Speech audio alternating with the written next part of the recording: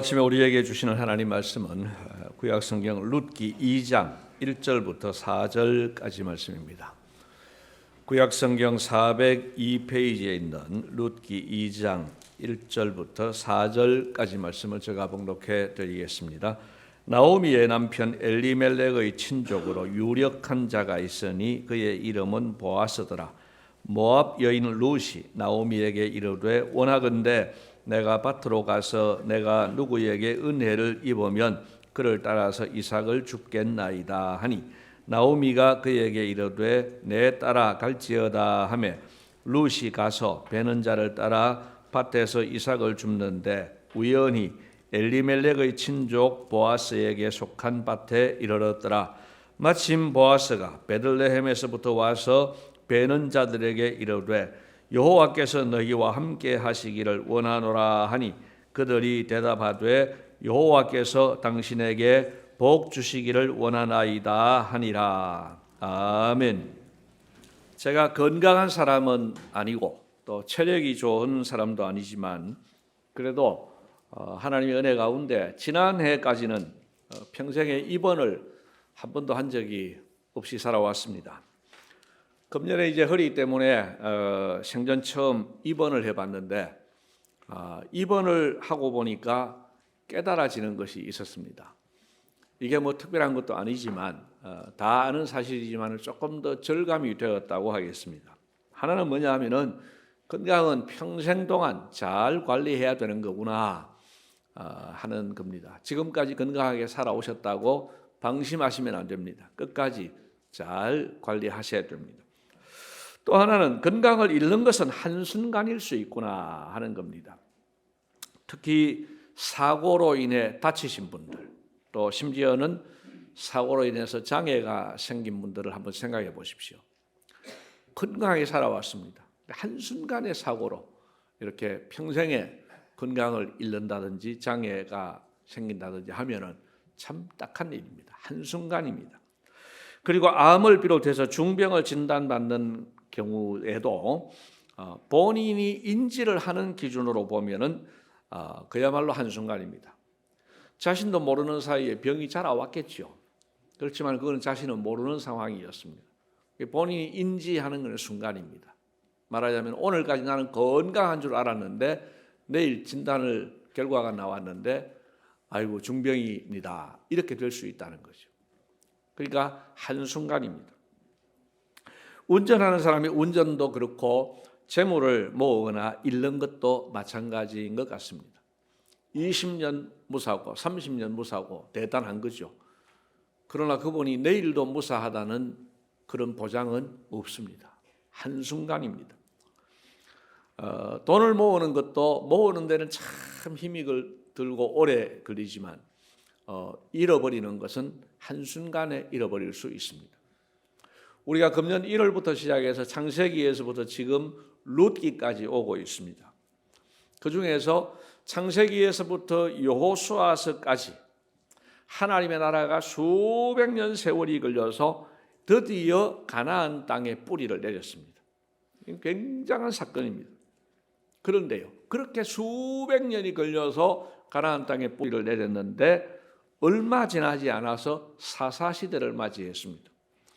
애써 세운 나라가 무너지는 것 같습니다. 마치 평생 동안 건강을 잘 지켜왔는데 한순간 중환자가 된 것 같은 그런 일입니다. 지나간 몇 주 동안 살펴본 대로 사사시대의 하나님 나라는 아주 망한 것 같은 그런 느낌이 들 정도로 망가져 버렸습니다. 그러나 오늘 본문 룻기를 보면은 그 상황 속에서 하나님은 그냥 계시지 않았습니다. 하나님께서는 당신의 나라를 다시 풍성하게 하셨습니다. 여러분 룻기에서 무슨 일이 일어났는지 이 세 가지 정도로 요약을 하면서 말씀을 드리겠습니다. 자, 첫째로는 칠흑같이 어두운 시대에도 헌신하는 하나님 나라 백성이 있었다는 사실입니다. 제가 인생을 오래 살지는 않았습니다만은 이제는 깨달아지는 것들이 있습니다. 뭐냐 하면은 세상에 다 좋은 사람도 없고 다 나쁜 사람도 없다 하는 겁니다. 여러분 주변을 한번 둘러보십시오. 여러분 평생에 내 곁에서 만난 사람 중에 이 사람은 정말 좋은 사람이야. 그분에게 약점이 없는지, 그분에게는 단점이 없는지 한번 보십시오. 저는 제 평생에 목사로서 제가 경험한 목사님들 중에 한 3분 정도는 정말 완벽해 보이는 목사님이 계셔요. 저는 발벗고도 못 따라가겠다 싶은 그런 귀한 분 3분이 계십니다. 근데 가만히 보니까요, 이분들도 약점이 있더라고요. 단점이 있더라고요. 그게 당연하죠. 또 여러분 주변에 정말 못된 사람이다, 정말 제쳐놓은 사람, 그런 사람도 한번 보십시오. 내 감정 빼고 객관적으로 한번 보십시오. 한 가지도 좋은 사람이 없는지, 좋은 게 없는지. 여러분 한 가지라도 좋은 게 있어요. 점수로 치자면은 100점짜리 인간도 없고 이때는 빵점입니다. 빵점짜리 인간도 없어요. 다 좋은 점도 있고 나쁜 점도 있고, 좋은 점이 많으냐 나쁜 점이 많으냐 이런 차이일 뿐입니다. 자, 개인적으로도 그렇지만 공동체도 마찬가지입니다. 우리 공동체 가운데 모든 사람이 다 좋을 수도 없고 모든 사람이 다 나쁜 것도 아닙니다. 대한민국에 5천만 국민이 있습니다. 우리 한국교회 약 1,000만 명의 성도가 있습니다. 우리 한울교회도 몇백 명 교인이 있습니다. 이분들이 다 좋은 사람 아닙니다. 또 다 나쁜 사람도 아닙니다. 지난 주일까지 살펴보신 대로 사사시대는 정말 어두운 시대였습니다. 그래서 저는 그 시대를 칠흑같이 어두운 시대로 그렇게 표현한 바가 있습니다. 그런데 여러분 놀랍게도 이 룻기서가 희망찬 본문인데 이 룻기서에서 놀라운 역사가 일어나는데 그 배경이 바로 그 어두운 사사시대였다는 점입니다. 여러분 룻기 1장 1절은 이렇게 시작합니다. 사사들이 치리하던 때에 그 땅에 흉년이 드니라. 사사시대예요.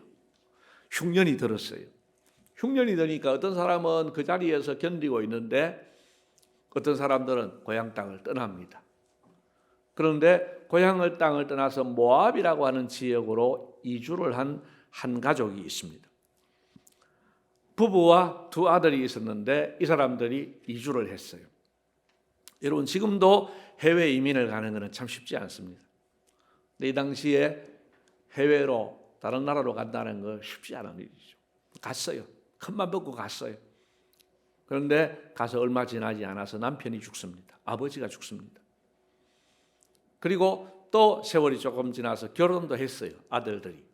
그런데 결혼한 아들들이 자식도 낳지 못하고 또 다 죽습니다.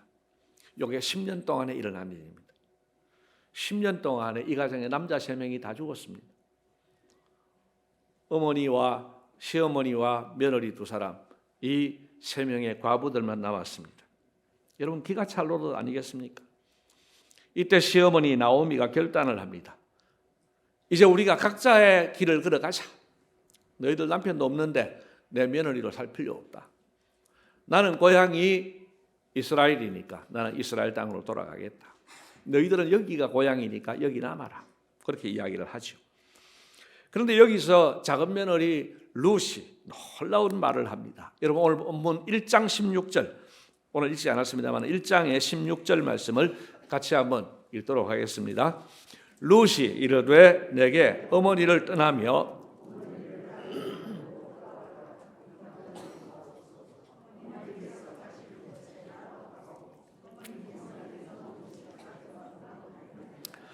어머니의 백성이 나의 백성이 되고 어머니의 하나님이 나의 하나님이 되시리니. 아멘.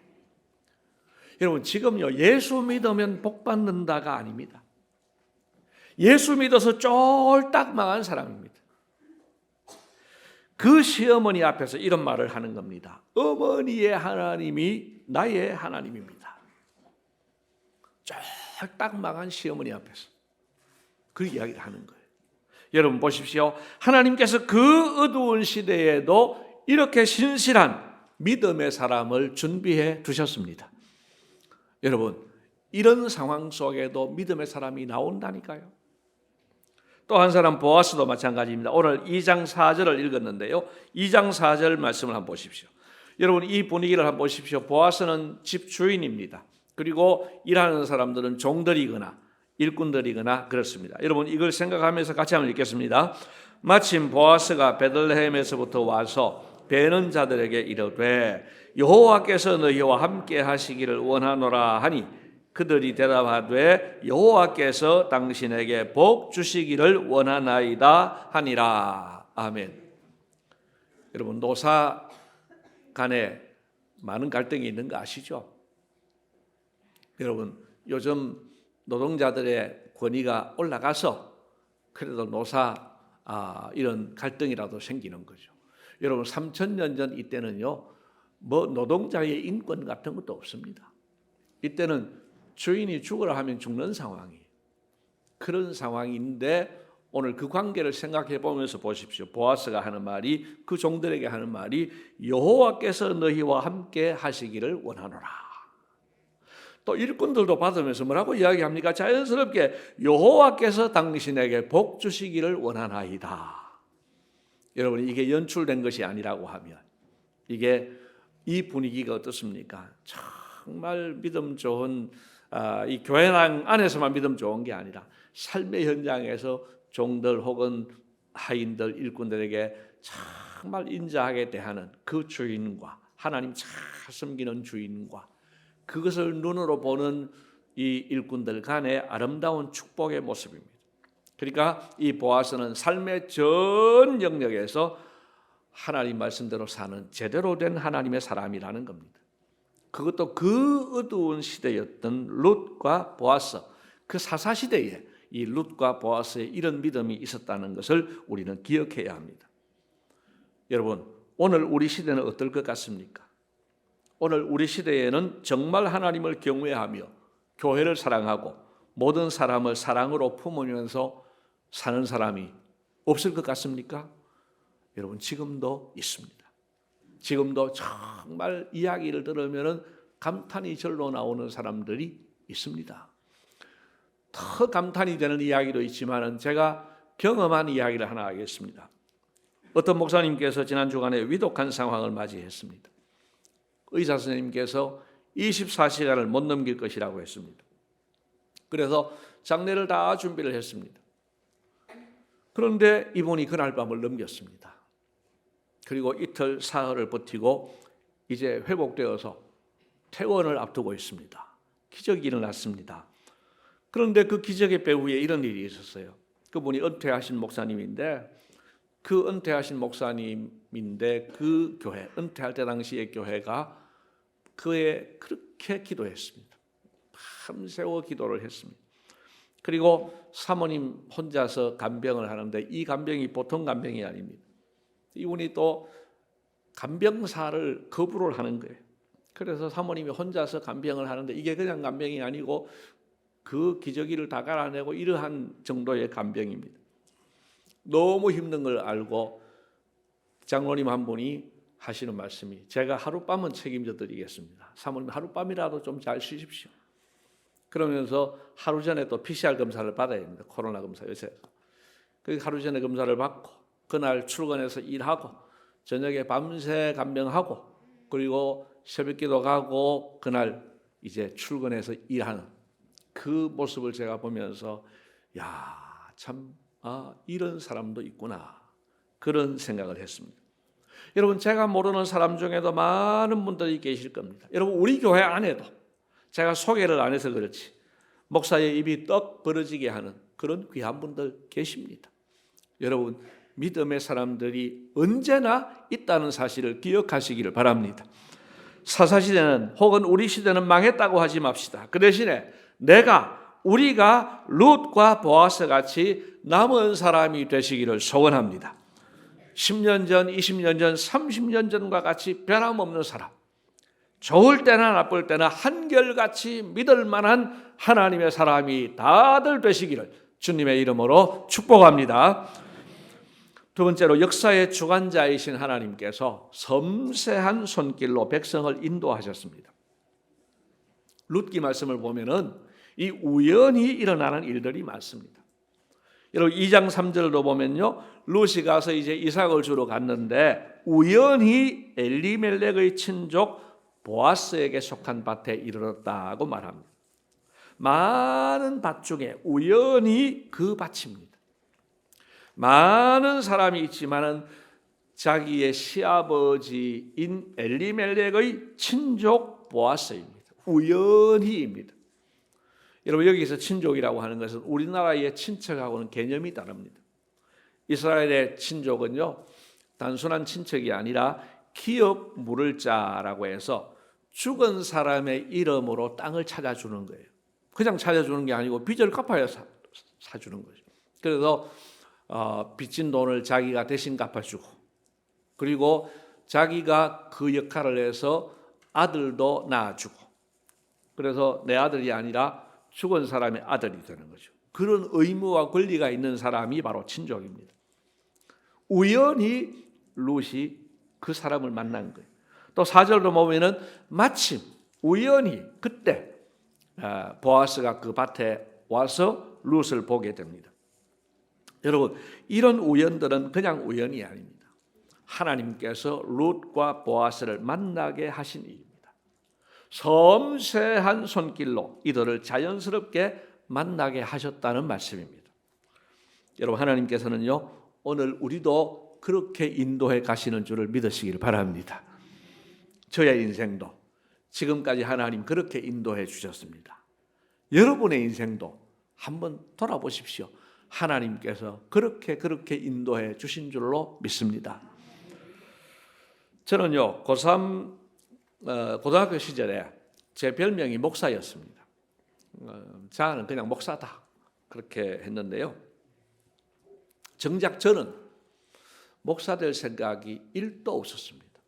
고등학교 3학년 여름방학 전까지 저는 목사 될 생각이 정말 1도 없었습니다. 저는 목사하고 안 맞다고 생각했습니다. 그 중에 하나가 우리 어머니가 했던 말씀이 지금도 기억납니다. 너는 잠이 많아서 틀렸다. 평생에 새벽기도 어찌 하려고. 이래. 우리 어머니도 저를 잘 봐주는 사람이지만은 목사 되기는 틀렸다. 저도 그렇게 생각했습니다. 근데 고3 여름방학은요, 보충 수업이 있기 때문에 학교 안 가는 날이 한 일주일밖에 안 돼요. 그 일주일 사이에 우연한 일로 제가 목사 되기로 결심을 합니다. 그리고 그 길을 하나님께서 이끌어 주셨다고 저는 믿습니다. 그 일이 목사 되기로 결심할 일이 아니에요. 그런데 우연히 그 사건으로 인해서 제가 목사 되기로 결심을 하고 그 이후로는 변치 않았습니다. 하나님이 하신 거죠. 여러분, 그 하나님께서는 지금까지 저의 인생을 섬세한 손길로 이끌어 주셨고요, 또 하나님께서 앞으로의 인생도 동일하게 이끌어 주실 줄로 믿습니다. 여러분도 마찬가지입니다. 하나님께서 그렇게 지나온 날을 인도해 주셨고 앞으로의 인생도 하나님께서 세밀한 손길로 이끌어 주실 줄을 믿으시기를 바랍니다. 마지막 세 번째입니다. 결국은 나오미의 기쁨이 회복되고 더 나아가 모든 백성이 기뻐하게 됩니다. 여러분, 우리 교회에 윤기쁨 집사님이 계세요. 이름이 참 좋다고 생각이 듭니다. 그래서 제가 물어봤습니다. 집사님, 이거 부모님이 지어주신 거예요? 본인이 지으셨다고. 부모님이 지어주신 이름이 뭔지 모르겠어요. 참 잘 지으셨다 그 생각이 들고 늘 오실 때마다 늘 기쁨으로 웃으시던 모습이 눈에 선합니다. 여러분, 나오미의 이름이 바로 기쁨입니다. 나오미의 이름이 기쁨 혹은 희락입니다. 그리고 남편과 두 아들 다 잃고 고향 땅으로 돌아왔을 때에 사람들이 인사를 하면서 이 사람이 나오미가 아이가 이렇게 이야기를 하는 거예요. 그때 나오미가 이런 말을 합니다. 나를 나오미라고 부르지 마세요. 나를 기쁨이라고 부르지 마세요.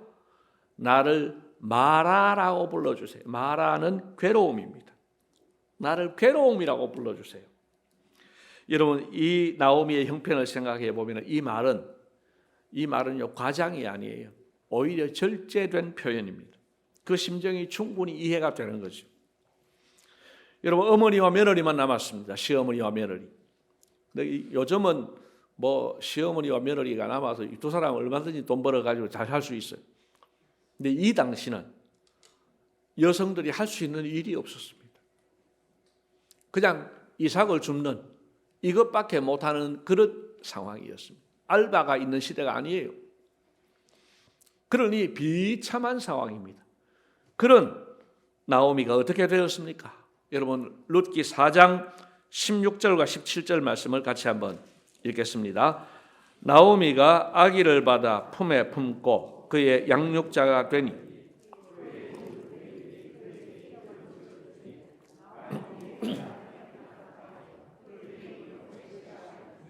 그는 다윗의 아버지인 이새의 아버지였더라. 아멘. 여러분 나오미의 인생이 완전히 바뀌었습니다. 이제는 든든한 아들이 생겼습니다. 나오미의 아들을 대신한 보아스. 그는 아주 사람 좋고 믿음 좋고 부자이기도 하고 동네의 유지이기도 했습니다. 아들 역할을 했으니까 나오미에게 이제 아들이 생긴 거죠. 그리고 효부 중에 효부인 룻이 있습니다. 또한 두 사람 사이에 태어난 손자 오벳이 있습니다. 이제는 아무도 부럽지 않은 상황이 되었습니다. 과거의 슬픔을 다 잊고 고생로 추억거리가 되었으며 기쁨 가득한 삶을 살게 된 것입니다. 이제 진짜 나오미가 된 거예요. 여러분, 하나님은 이렇게 인생을 역전시켜 주시는 분이십니다. 여러분, 우리의 인생도 하나님은 얼마든지 역전시켜 주실 수 있다는 사실을 믿으시기를 바랍니다. 기대하시기를 바랍니다. 그런데 지난주에 잠시 말씀드린 대로 이 나오미의 기쁨은 그냥 한 여인의 기쁨, 한 가정의 기쁨으로만 끝난 것이 아닙니다. 룻이 낳은 이 아이 오벳을 소개하면서 그냥 오벳이라고 하지 않았습니다. 방금 보았던 17절 말씀 마지막을 보십시오. 그의 이름을 오벳이라 하였는데 그는 다윗의 아버지인 이새의 아버지였더라. 지금 다윗을 강조하고 있습니다. 여러분 왜 다윗을 강조합니까? 우리가 참고로 성경 한 부분만 더 확인해 보겠습니다. 마태복음 1장을 보시면은요 예수님의 족보가 나오죠. 누구는 누구를 낳고 누구는 누구를 낳고. 그래서 뭐 성경이 산부인과 이야기가 그런 이야기도 합디다마는 여러분 1장에 중요한 족보가 나와요. 1장 1절을 어떻게 시작합니까? 아브라함과 다윗의 자손 예수 그리스도의 계보라. 예수님께 태어나신 그 중에 지금 아브라함과 다윗을 핵심적으로 이야기를 합니다. 자, 그리고 5절과 6절을 한번 보겠습니다. 같이 읽습니다. 살몬은 라합에게서 보아스를 낳고 보아스는 룻에게서 오벳을 낳고 오벳은 이새를 낳고 이새는 다윗 왕을 낳으니라. 여기까지 보겠습니다. 여러분 바로 이 사건이잖아. 이게 지금 룻기에 그대로 지금 기록되어 있습니다. 그리고 1장 16절에 가면은 마리아에게서 그리스도라 칭하는 예수가 나시니라 이렇게 되어 있습니다. 여러분 이스라엘 백성들이 수천 년 동안 기다려온 메시아가 바로 이 아이 오벳을 통해 태어나신 것입니다. 그래서 온 이스라엘의 기쁨이 되었고 또 영적 이스라엘 백성인 우리 모두에게도 큰 기쁨이 된 것입니다.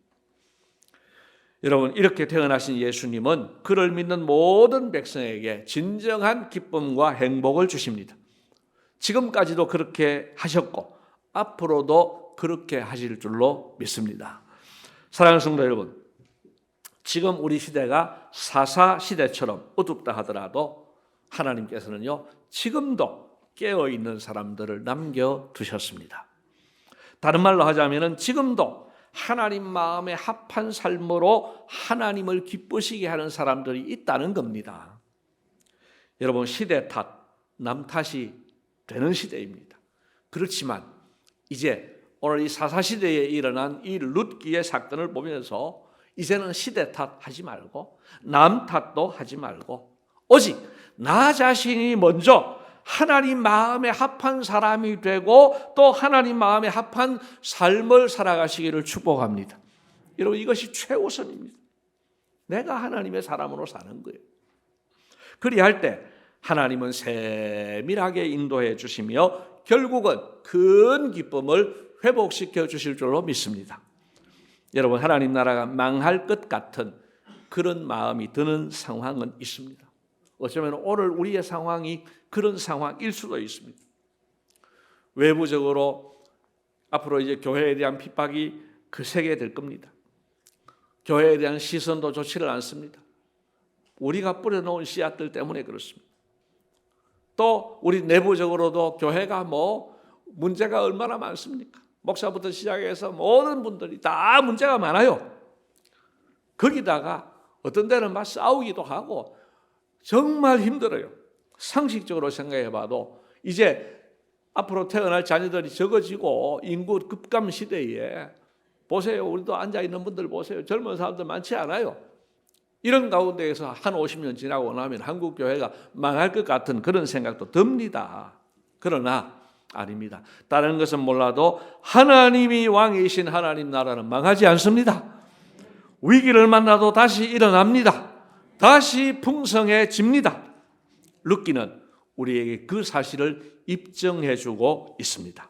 부디 우리 모두가 칠흑같이 어두운 이 시대 가운데서도 하나님 마음에 합한 사람이 되어서 다시 풍성해지는 하나님 나라를 경험하고 또 우리 모두가 큰 기쁨을 회복하시기를 주님의 이름으로 기원합니다.